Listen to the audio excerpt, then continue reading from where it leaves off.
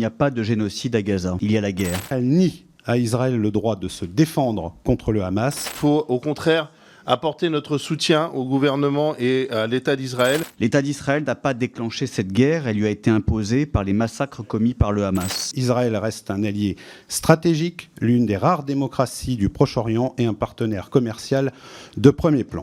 On est aujourd'hui ici pour parler de l'accord d'association entre l'Union européenne et Israël. Son accord d'association avec Israël, qui vise une coopération privilégiée en matière politique, économique et scientifique, fait pourtant du respect des droits humains et des principes démocratiques un élément essentiel du partenariat, c'est son article 2. On parle aujourd'hui d'accords commerciaux et vous nous parlez de génocide. Mais il faut rappeler quand même qu'Israël ne fait que se défendre face à des attaques de terroristes, face à des attaques de pays qui soutiennent les terroristes.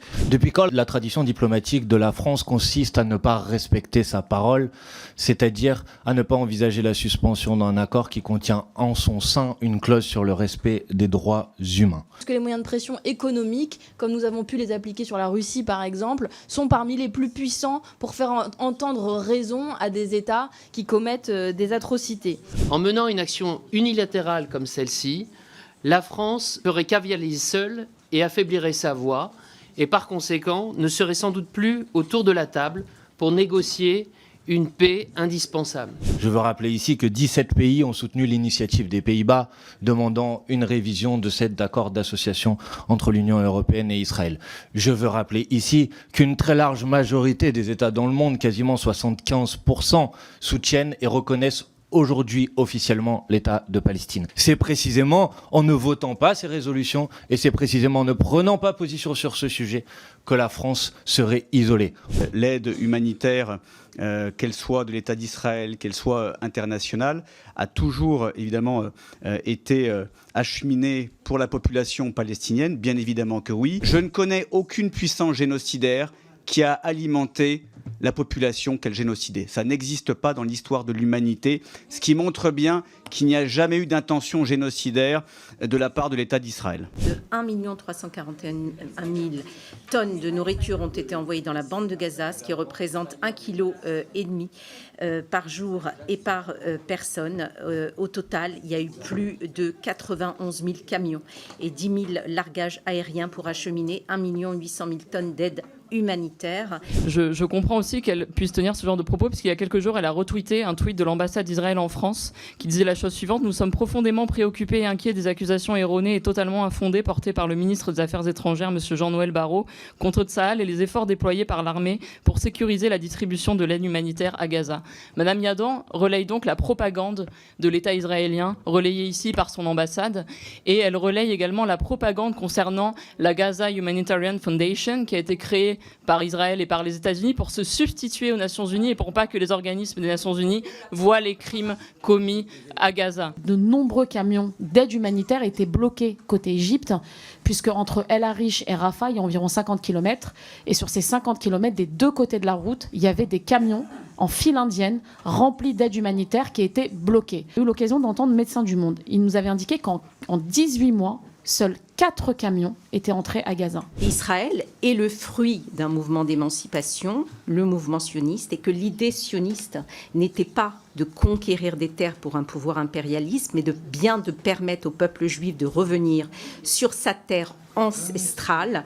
Il n'a pas été établi pour exploiter les ressources d'une nation préexistante, et le mouvement sioniste avait pour souci de fonder une légitimité sur une nation qui préexistait. On est très très loin de la définition à la fois juridique et factuelle de cet État colonisateur que j'entends. La Cour internationale de justice a rendu le 19 juillet 2024 un avis dans lequel il était indiqué que les pratiques d'Israël dans les territoires définis comme une seule unité territoriale comprenant la Cisjordanie, Jérusalem-Est et Gaza ne sont pas conformes à la loi internationale. Venir nous donner des leçons d'interprétation de cet arrêt de la Cour internationale de justice, un arrêt que vous niez, comme vous niez le mandat d'arrêt international de la CPI, sur lequel on ne vous a jamais entendu, mandat d'arrêt pourtant très clair, qui parle de crimes de guerre et de crimes contre l'humanité.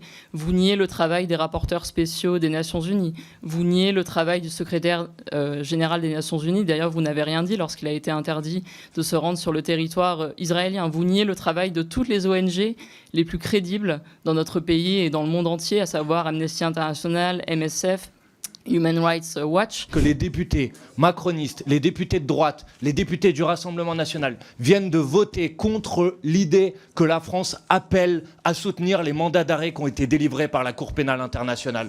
Le respect de la Cour pénale internationale, le statut de Rome sont dans la Constitution française depuis la décision de Jacques Chirac à la fin des années 90 de faire que la France soit une partie prenante du statut de Rome et de la justice internationale. Vous venez ici, un certain nombre de députés, certains anciens ministres du gouvernement français viennent ici, dans cet hémicycle, de ne même pas prendre position pour appuyer les mandats d'arrêt de la Cour pénale internationale. Des juristes nous ont alertés pendant les auditions sur les menaces qui pèsent sur le droit international en ce moment, parce qu'il est bafoué et remis en cause par de nombreuses puissances. Le vote auquel nous venons d'assister juste avant par la Macronie et par l'extrême droite participe à cette remise en cause au niveau mondial, par la voix de la France que vous représentez à votre façon, participe de cette remise en cause du droit international humanitaire. Vous avez dit, nous ne respecterons pas la Cour pénale internationale.